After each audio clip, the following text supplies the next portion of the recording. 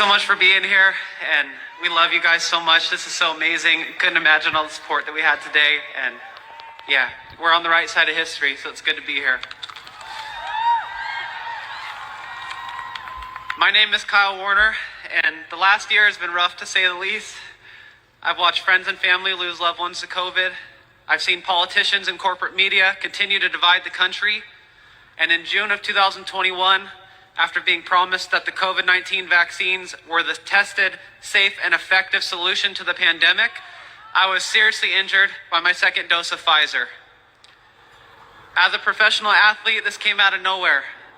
I had spent the last decade relying on my heart and my body as my primary source of income. I was so used to it always working. Exercise was my outlet, racing bikes my job. I took that for granted, and in an instant, I went from winning mountain bike races to being completely bedridden. The last 7 months have been a revolving door of doctors, hospital, and cardiology visits. I've been unable to work and have spent tens of thousands of dollars out of pocket in hopes of getting my old life back. Immediately after my injury, I was quiet. I didn't want to create any hesitancy because I just kept being told my injury was extremely rare, and I drew the short straw. After suffering in silence for a few months, I was desperate to find answers, to finally hear something other than, "We think this will get better eventually." I decided to share my experience by posting a video on social media, and over the next few days, I was flooded with comments and private messages from others sharing stories of their injuries. Within a week, I had received over 1,000 people's testimonies from all across the world. Pfizer, Moderna, J&J, all the symptoms were the same. Their experience at the hospitals was also the same. They just kept being told to hang tight and stay quiet. That was when I met this beautiful group of people behind me. The team of injured people at React 19 saw my story and reached out. They offered me some ideas for possible treatments and things that seemed to help ease their pains. I broke down in tears as I realized I wasn't alone in the search for answers. When I told them I had gotten thousands of responses to my post, they said, "Yeah, we know. We currently have over 5,000 members." I couldn't believe it. How had I not heard about these injuries before getting my shot? How were corporate media and public health officials still insisting the COVID-19 vaccines are completely safe and effective, especially if there's thousands of injured Americans in one online support group? It made no sense to me. I asked them naively, what about the companies involved? Shouldn't Pfizer or Moderna be responsible for helping the people that they're injuring? That's when I learned about the loopholes in the emergency use authorization. Until then, I wasn't aware of the fact that the companies selling the shots had been granted total legal immunity by the US government.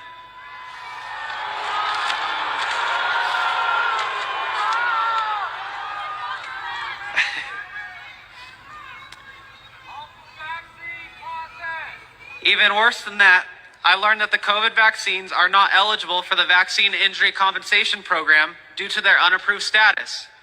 This means that none of the injuries behind me qualify for the government aid program specifically established to help injured Americans with vaccine injuries. Zero corporate liability, zero backup plan. What could go wrong? Well, since September, our little group of 5,000 injured people has grown to more than 12,500. Each one of my friends behind me represents more than 1,000 others in React 19 who have been injured by the COVID vaccines and could not be here today. This is real. People are being harmed. People are losing their livelihoods and in some cases their lives, while the government and companies like Pfizer sit by and watch. Not only are our calls for help being ignored, we are actively being censored and discredited by mainstream media.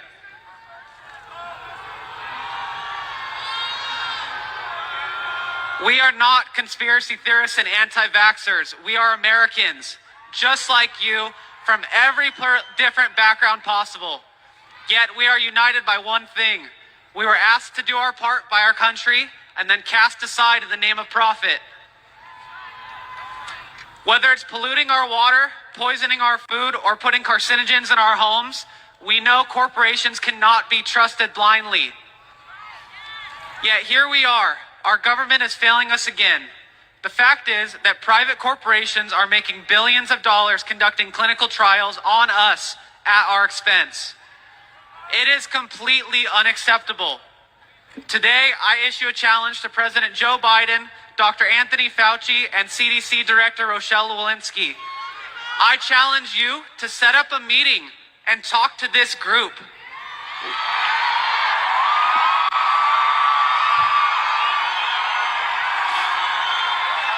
Look them in their eyes. Acknowledge their suffering. Admit this is real, not just rare. If they won't talk to us, maybe Joe Rogan will.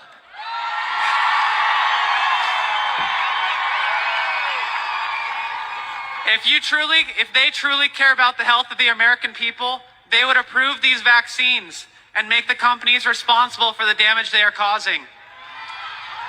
If in fact these injuries are so rare, it won't impact profits much at all. I promise their favorite lobbyists won't be too mad. But to even consider requiring a vaccine that no one will stand behind is a total disgrace to the very idea of America.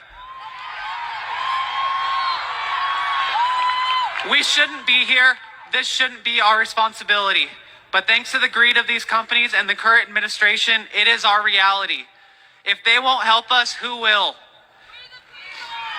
Please consider supporting the injured by texting REACT to 50155.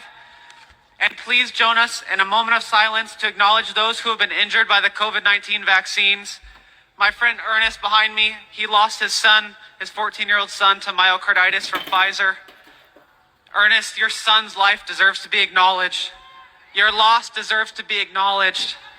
We love you guys. Please join us in this moment of silence.